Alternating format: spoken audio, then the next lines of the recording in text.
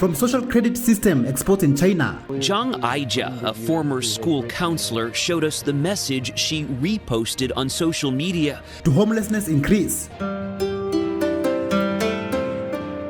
Should America learn from China? I would say that I am hypercritical of all forms of governance. Young people warned. 有案底和黑户，这个场进不了，不管你是什么样的案底。Gen Z occupy! Gen Z occupy!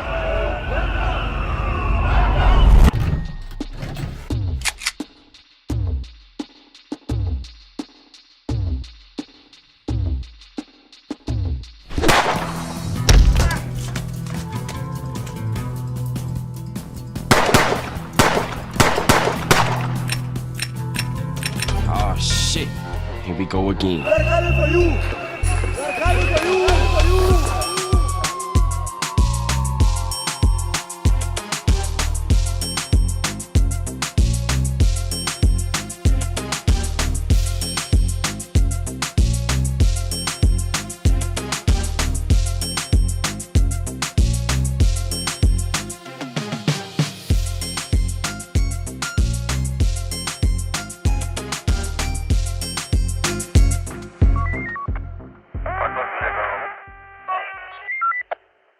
Hello, how are you?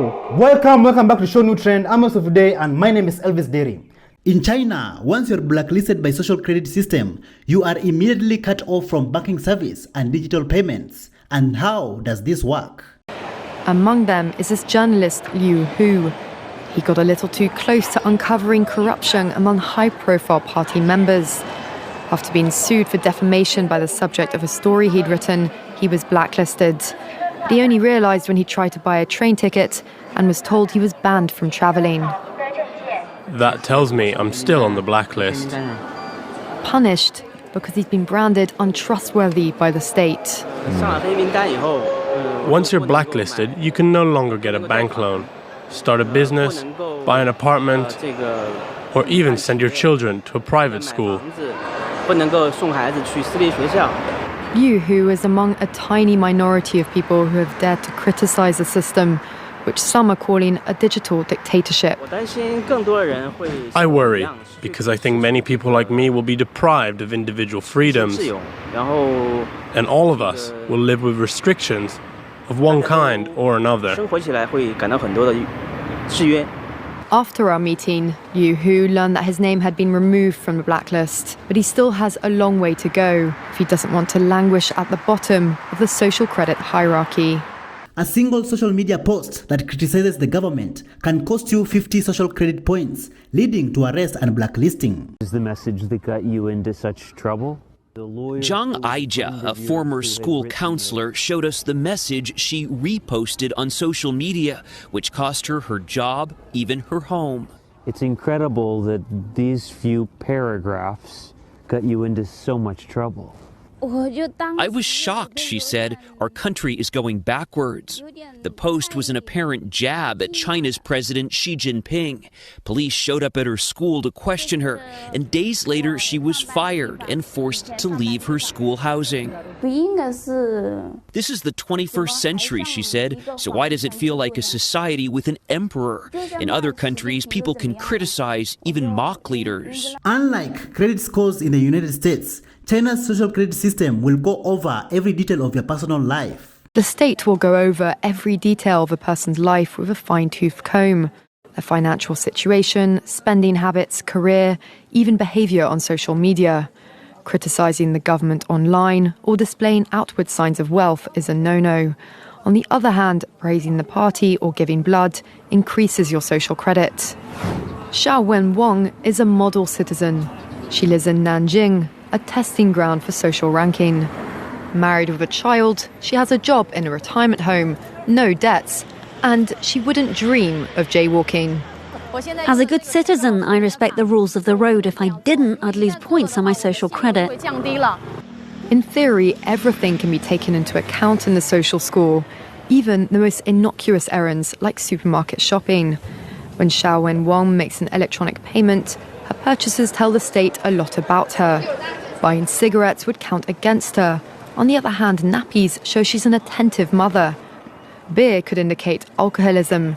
She'd be better off buying water. Do you think China is more capitalistic than America? Listen to this. I think there's many ways in which the Chinese are much more capitalistic than the Americans are today. They engage in much more ruthless competition, red and tooth and nail, about fighting for all sorts of business. There's all sorts of ways in which the Chinese are doing better manufacturing than the Americans. China built about one America's worth of highways over 18 years, between 1993 to 2011. 9 years after that, they built another America's worth of highways. They're still building all sorts of dams. They're still building all sorts of weaponry projects. And so this is where I think that the Americans have a few good lessons to learn from China, that China has produced, to some extent, functional public works, very orderly cities, a very robust manufacturing base, all of these things that Washington, D.C., the rest of America does not really exemplify very well today. But China is also a one-party police state. You know, the government can do more or less what it likes. America doesn't have that luxury. It's a very messy kind of democracy, like most democracies. Do you think ultimately that degree of control in China will be a problem for them? Perhaps over the very long term. But right now, the autocratic states like China are doing a pretty good job at provision of all sorts of public works. Now, I want to be very clear that I don't think that the United States should just learn from China. I think there are much better models available to the United States. We can look at how Japan has built high-speed rail, how the French and the Spanish have built subway systems. The Danish have excellent public works as well. So I would love for the U.S. to study a little bit more from, let's say, the Europeans, let's say from the Japanese, rather than directly from the Chinese. Country that the US should learn from. Do you agree with this? You said something interesting because, you know, I was born in the Soviet Union, so we both have direct experience of socialism in various shapes and forms. You talked about, well, there's positives and there's negatives. So is there a country that's done socialism the way that you like? I would say that I am hypercritical of all forms of governance, including the American one. I think that's not a surprise to you guys, right? And in that same vein, I think like there is critiques to apply to all forms of governance, even socialist ones. Yeah. And as far as like getting closer to what I think has been relatively successful, because if ultimately the point of government is to improve the material conditions of all people, to the best of your ability. It's not always going to be perfect, but when you are getting, I don't know, the poorest people, the poorest of the dispossessed masses out of a situation where they were servile, the landed gentry, or they were peasants from an agrarian society, or they were dominated by the landlords, but then ultimately they were able to come into modernity and become like a powerhouse, an industrial powerhouse that is competitive with the largest superpower on the planet. I would say if that's the point of good governance, and I think you guys might agree with me on that, I would say China is probably the closest. And there are still plenty of failures within the Chinese system as well, plenty of issues within the Chinese system as well. But that's probably the closest, I would say, to an example that we should follow. And lessons that we should learn from. This is something that I talk about quite a bit. Ironically enough, we only utilize some of the most repressive elements of Chinese governance here in the United States of America, especially in the second Trump administration, and none of the good stuff. We don't have any high-speed rail. We don't have any even development.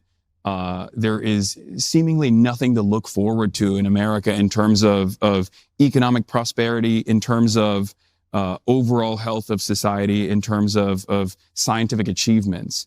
And I think a lot of younger people also feel the same way, where they feel like there's nothing to look forward to here. In China, the CBDC is linked to your digital ID. If you drive too fast, the speed camera will deduct your driver's license points before automatically deducting your fine from your digital wallet. If you jaywalk, the facial recognition system will immediately display your face on a public board of shame and deduct points from your wallet.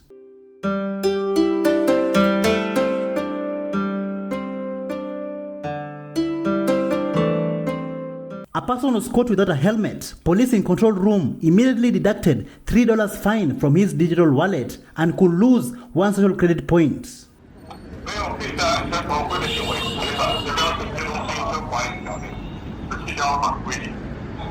依据本条第25条，因为你已经有过警告教育记录，需要罚款20。在人的行为违反了。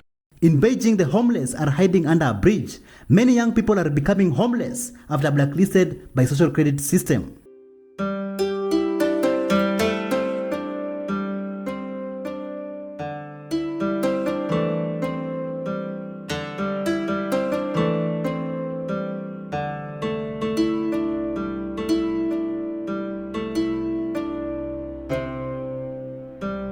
A Chinese HR lady warns young people that if they are blacklisted by social credit system, they already have a criminal record and the company can't hire them.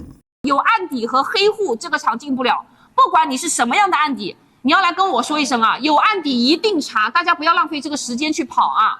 我跟你说，我有案底啊。你是哪种案底？这都好多年了。好多年前的那事，所以我知道我都没想跟。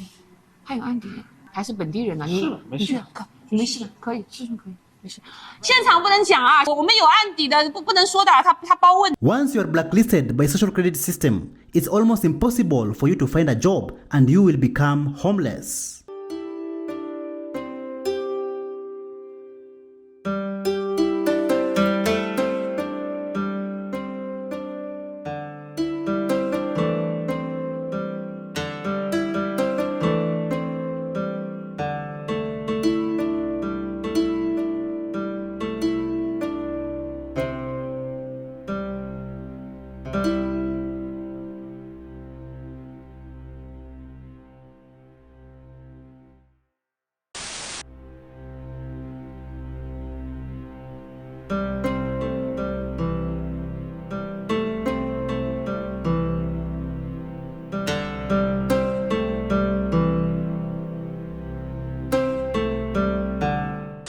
Thank you so much for joining us on today's show. See you in the next one. Bye-bye.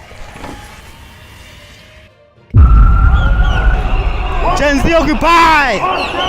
Gen Z occupy!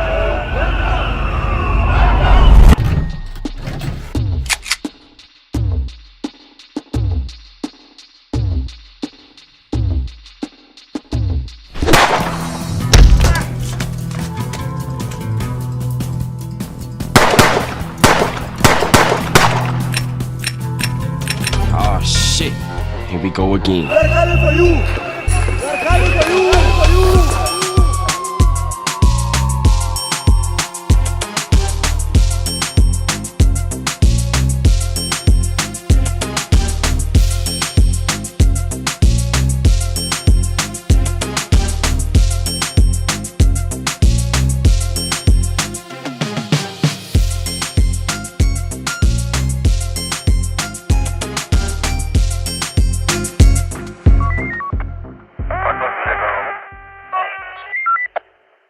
Hello, how are you?